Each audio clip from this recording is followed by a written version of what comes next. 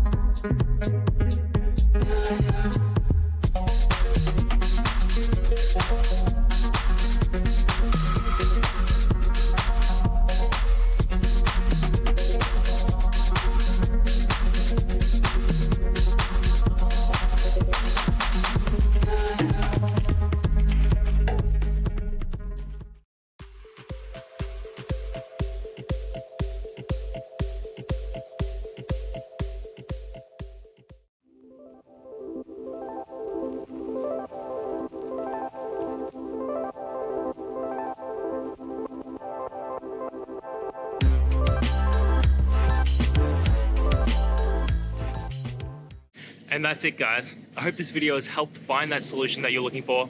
And if it did, please hit the subscribe button. I'd really appreciate it. Now, until the next time that you need technical help, I hope you have a good one.